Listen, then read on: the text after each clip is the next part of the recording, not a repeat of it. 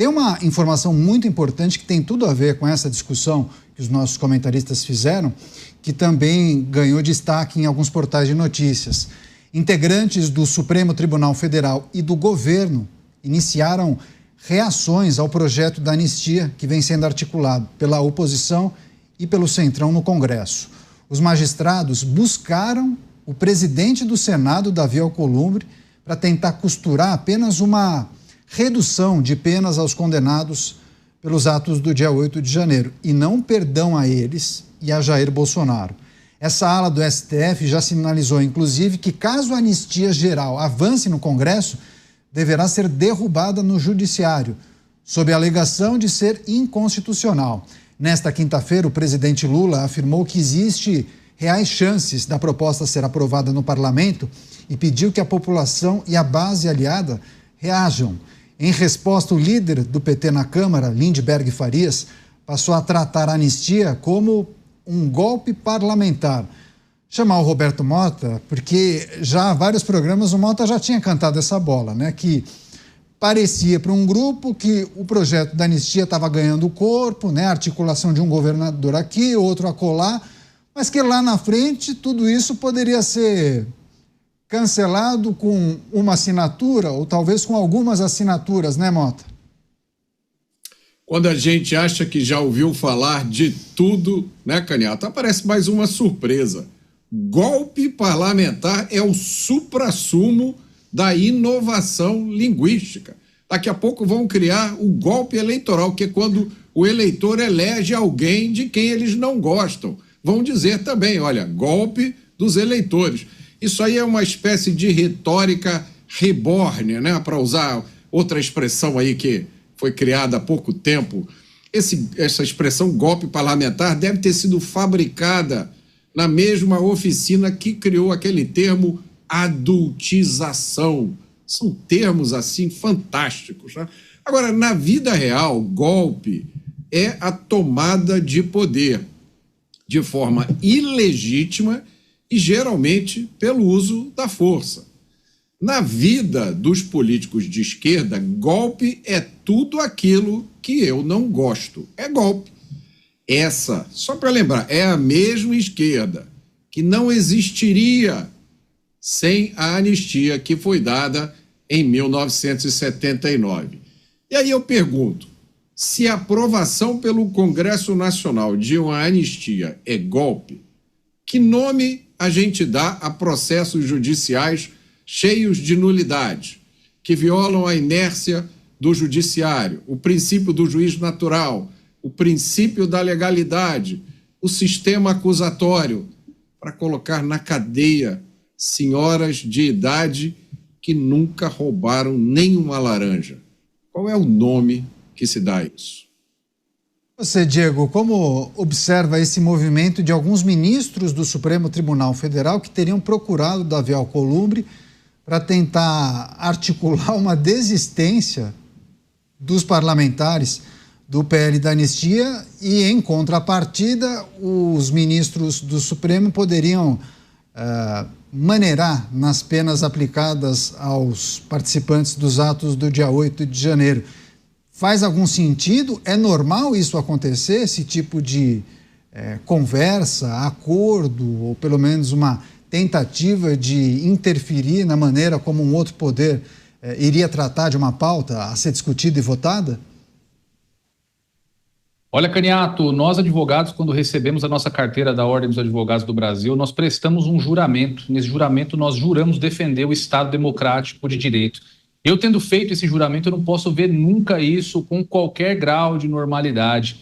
Não existe na nossa Constituição, sob a premissa de que o Poder Judiciário é um poder inerte, um poder que tem que ser provocado para iniciar a atividade jurisdicional, a possibilidade de que um ministro da Suprema Corte vá até o presidente de uma das casas do parlamento para fazer articulação política, para moldar a sua decisão não conforme aquilo que preconiza o direito, mas conforme o interesse político de ocasião. Isso é uma total disfuncionalidade dos nossos poderes da República. A nossa tripartição de poderes foi enterrada. Aliás, já está sendo enterrada há um bom tempo, desde que diversas irregularidades, diversas violações do devido processo legal e também das relações entre os poderes, a assunção de competência de um poder sobre o outro, tem ocorrido com certa frequência. Tudo isso acaba com a nossa tripartição de poder. Agora, o que mais me chama a atenção,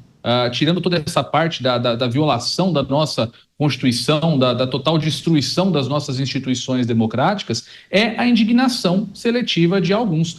Nós tivemos, a exemplo, essa semana, o líder de governo do PT na Câmara foi ao Supremo Tribunal Federal representar o governador Tarcísio de Freitas, porque o governador Tarcísio estaria fazendo um lobby na Câmara dos Deputados a favor da anistia, estaria supostamente ali desviado de suas funções de governador, entrando em articulação política. Tarcísio foi levado ao crivo do STF por isso, mas esse mesmo parlamentar acha totalmente comum que os ministros da Suprema Corte desçam até o Senado Federal para fazer exatamente a mesma coisa, fazer um lobby contrário à anistia, tentar modelar o PL da anistia. Então, não só uma disfuncionalidade entre os poderes nós vivemos, não só um desvio do Estado democrático de direito nós estamos vivendo nos dias atuais, mas aqueles que deveriam proteger a Constituição com mais afinco, aqueles que deveriam proteger as instituições democráticas com mais afinco, ao invés de fazer isso, se mostram indignados seletivamente, também surfam nessa onda para perseguir os próprios interesses políticos, olham mais para o próximo processo eleitoral do que para a rigidez do nosso Estado democrático de direito, que garante, inclusive, o processo eleitoral. Então, de fato, está muito difícil para o brasileiro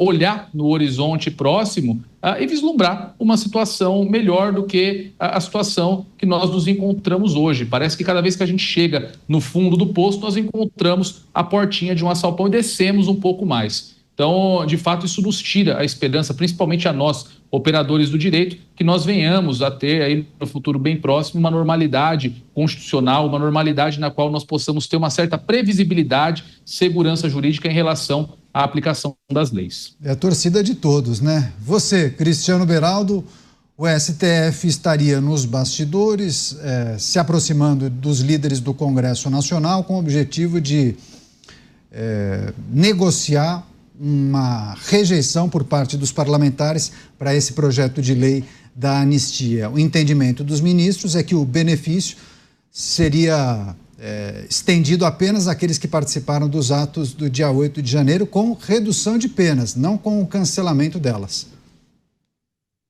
Pois é, Caneto, eu ainda hoje, por coincidência, assisti um vídeo de uma entrevista concedida por Antônio Carlos Magalhães, na época ainda senador, isso deve ter sido lá no final da década de 90, quando ele relatava um jantar na casa do então ministro do Supremo Tribunal Federal, Nelson Jobim, onde ele esteve com o deputado, na época, Miro Teixeira, que era do PDT.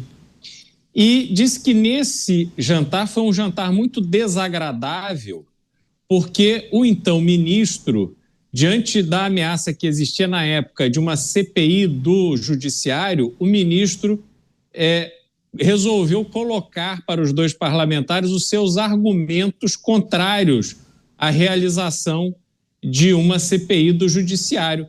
Ao que, segundo o relator Antônio Carlos Magalhães, ele foi rechaçado pelos dois parlamentares, dizendo que aquilo era um assunto do Congresso Nacional e que, em hipótese alguma, eles admitiriam a interferência de um representante do Judiciário, do Supremo Tribunal Federal, naquele assunto.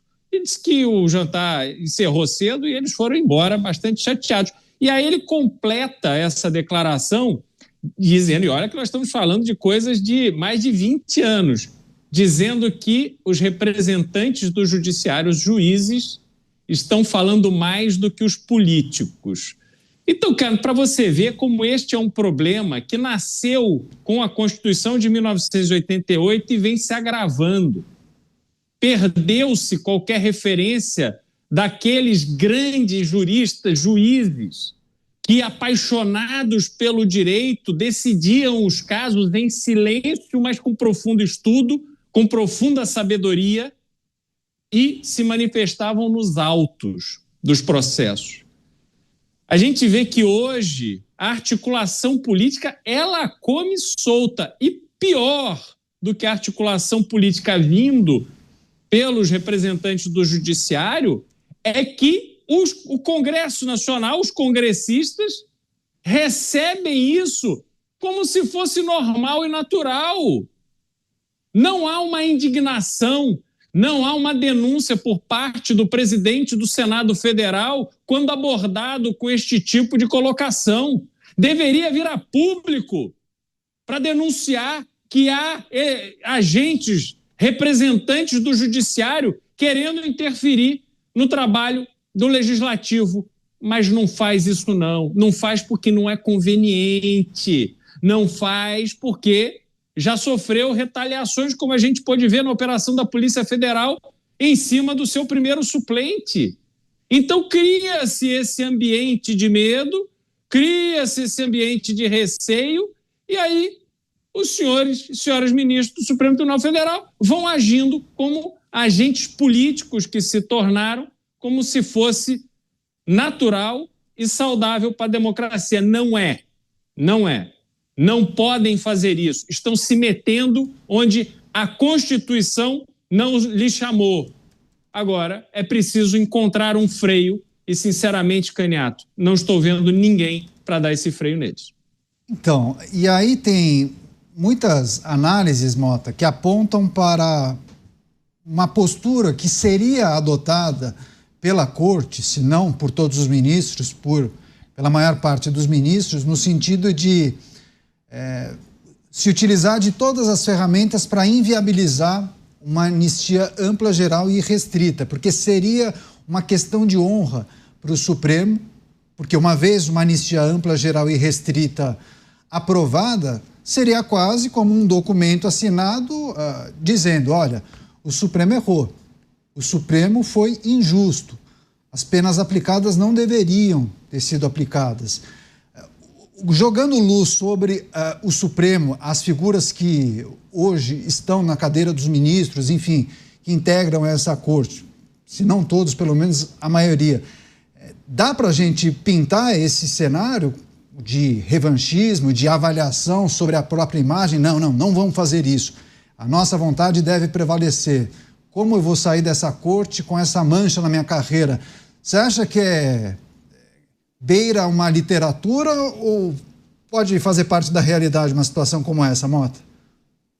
Bom, eu acho que a gente já entrou no território da literatura há muito tempo, Caniato, no território do realismo fantástico, né? Tipo aquele romance 100 anos de solidão. Mas eu acho que aí está havendo um equívoco de avaliação. Eu acho que a aprovação de uma anistia está 100% dentro dos poderes do Congresso e é uma medida política. A anistia não envolve nenhum julgamento dos atos que foram cometidos que levaram à anistia. A anistia é perdão, é esquecimento, é reintegração daquelas pessoas na vida social e política. Isso é o que é anistia. Se, por exemplo, o Congresso Nacional estivesse considerando impeachment de ministros, aí sim, no impeachment existe um julgamento sobre o que foi feito. Existe um julgamento sobre a qualidade do trabalho. Mas o Congresso Nacional, até onde eu sei, não está discutindo, neste caso que nós estamos analisando, impeachment de ninguém.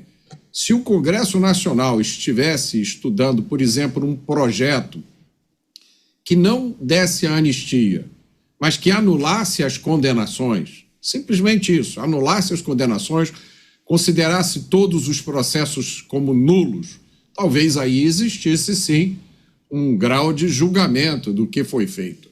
Mas a anistia, por si só, ela não assume nenhum julgamento da qualidade dos processos que condenaram essas pessoas, né? O que leva muita gente até a dizer que a anistia não é o remédio certo. Há pessoas que defendem essa posição. Você anistia alguém que cometeu um crime e foi condenado segundo o devido processo legal por aquele crime. Aí você perdoa. Mas veja, essas coisas todas estão sujeitas a uma análise que inclui raciocínios e elementos que a gente não domina. Eu vou chamar aqui a atenção só para um caso que muita gente aponta como marco inicial dessa loucura toda que o Brasil vive hoje, que foi a aprovação do impeachment da ex-presidente Dilma Rousseff. Quando ela sofreu o impeachment, ela deveria ter também perdido seus direitos políticos e ficado inelegível por 8 anos. Mas aconteceu naquele momento, não se sabe muito bem baseado em que artigo da Constituição ou em que precedente jurídico, decidiu-se fatiar o impeachment dela. Ela sofreu o impeachment, mas não perdeu os seus direitos políticos. Então, esse é um exemplo de como essas discussões, quando a gente traz para o aspecto jurídico, elas parecem que perdem o sentido. Então, eu acho que é melhor a gente ficar no terreno político. No terreno político não há dúvida. A anistia ampla, geral e restrita é um remédio que foi fartamente utilizado na história do Brasil, inclusive beneficiou muitas pessoas que hoje estão criticando. Pois é, eu vou passar para o Diego, vai trazer também a análise sobre as ferramentas que poderiam ser utilizadas caso a atividade parlamentar não seja eficiente para beneficiar as pessoas que participaram dos atos do dia 8 e até lideranças políticas como o ex-presidente Jair Bolsonaro. Diego, muito se fala, né, em um próximo presidente que poderia se utilizar de um dispositivo que compete a ele, a concessão da graça presidencial, né, ou muitos falam em indulto presidencial. Isso poderia ser utilizado não somente, por exemplo, ao ex-presidente Jair Bolsonaro, mas a todos aqueles que participaram dos atos do dia 8? Há muitas perguntas sobre alternativas caso o Congresso Nacional não consiga aprovar uma anistia ampla, geral e restrita. Poderia o presidente da República adotar esse dispositivo para centenas de pessoas? Sem dúvida nenhuma, Caniato, existe essa possibilidade e isso é até comum durante os mandatos presidenciais. Todos os presidentes da República, desde a Constituição de 1988, fizeram uso do indulto presidencial. Isso, inclusive, tem sido objeto de algumas promessas de pré-candidatos no campo da direita, justamente para fazer um aceno ao público bolsonarista. O mais recente deles foi Tarcísio de Freitas, que diz que caso não pretende disputar as eleições, mas caso venha a ser eleito presidente da República numa eventual disputa, daria o indulto presidencial a Bolsonaro também aos manifestantes do 8 de janeiro. Então, essa é sim uma das possibilidades e acredito eu que a possibilidade mais plausível diante de tudo que nós estamos debatendo aqui hoje. De fato, tratar esse tema no âmbito do Congresso Nacional, com esse clima que existe já desde o início da atual gestão do governo federal de tensionamento entre os poderes, de disputas de competência entre o Supremo Tribunal Federal e o Legislativo Nacional, principalmente, seria colocar mais gasolina nessa fogueira. Toda a movimentação das classes políticas, notadamente esses partidos do Centrão, como eu exemplifiquei há alguns minutos, com esse desembarque do União Brasil e do PP, da base do governo Lula, sinalizam uma necessidade de pacificação da relação entre os poderes, porque o Centrão também sai muito prejudicado com essas divisões. Se num primeiro momento isso se mostrou uma ferramenta útil para desviar o debate para questões periféricas, enquanto o Centrão fazia forte influência na maneira com que Lula governava o Brasil, hoje já se mostra uma ameaça. O clima de polarização trouxe grandes riscos a esses políticos poderosos que estão já há muitas décadas dominando os espaços de poder de Brasília. A possibilidade de mais autoridades sancionadas com a Lei Magnitsky, por exemplo, tornou-se um pesadelo nos corredores de Brasília. Não sabemos quais serão as próximas autoridades a serem sancionadas. O debate que se trava no gabinete do ministro Flávio Dino a respeito das emendas parlamentares, que, como eu sempre gosto de dizer, é a ferramenta pela qual hoje se governa o Brasil. Nas últimas eleições, por exemplo, nós tivemos mais de 98% de sucesso nas eleições das prefeituras que mais receberam emendas parlamentares. Nessas prefeituras que foram irrigadas por emendas, em 98% delas foi reeleito o prefeito que se encontrava exercendo o mandato, ou o prefeito conseguiu eleger o seu sucessor, o que mostra praticamente que hoje ganhar uma eleição é uma receita de bolo. Você apoia o deputado do Centrão, o deputado do Centrão vai trazer emendas parlamentares para a sua base e vai te reeleger prefeito. E quando chegam as eleições federais, você apoia esse mesmo deputado, perpetuando esse ciclo. Hoje, no Brasil, essa fatia cada vez maior do orçamento que o Congresso Nacional, que o Legislativo busca abocanhar, se presta exatamente a isso. E com essa forma de governar, a necessidade da gente estruturar o Brasil de fato acaba ficando relegada ao segundo plano, porque nós sabemos muito bem. Ora, o governo Lula está tendo dificuldade com as obras do PAC, que, aceite-se ou não, que o PAC é um projeto bom para a estruturação do Brasil, isso é uma outra discussão, mas em tese seriam as obras estruturantes do país. Não tem dinheiro para as obras do PAC, porque ano após ano uma grande fatia do orçamento tem que ir para o Congresso Nacional para que o deputado faça ali o seu campo de futebol, faça a sua praça, compre a sua ambulância para a sua base e assim ele consiga fazer o seu palanque, falar para as pessoas, cortar o laço da inauguração de uma obra pequena, mas que produz pouco desenvolvimento do ponto de vista macro para o nosso país. Então, de fato, nós temos aí um sistema cada vez mais perpétuo do governo por intermédio de emendas e, certamente, isso causa grande influência em todos esses debates, né? A previsão de algo que seria mais palpável e que, de certa forma, não trouxesse ainda mais discussões para o país, seria, de fato, que Jair Bolsonaro encontrasse uma solução para o seu caso por intermédio do induto presidencial e não por uma discussão no parlamento que certamente vai acalorar muito mais os ânimos entre os poderes. Pois é, a enquete do dia trata dessa discussão que nós estamos fazendo. A pergunta, por exemplo, no chat do YouTube: você acredita que a anistia ampla, geral e restrita seria aprovada no Congresso? Isso no chat do YouTube. Mais de 3.500 votos. 71% dos que entraram e votaram disseram que sim, há chances da aprovação da anistia ampla, geral e restrita. Já 29% acham que não há chance. Tem também a pergunta feita no portal da Jovem Pan, o site, inclusive, na nossa tela, na nossa tarja principal, jovempan.com.br.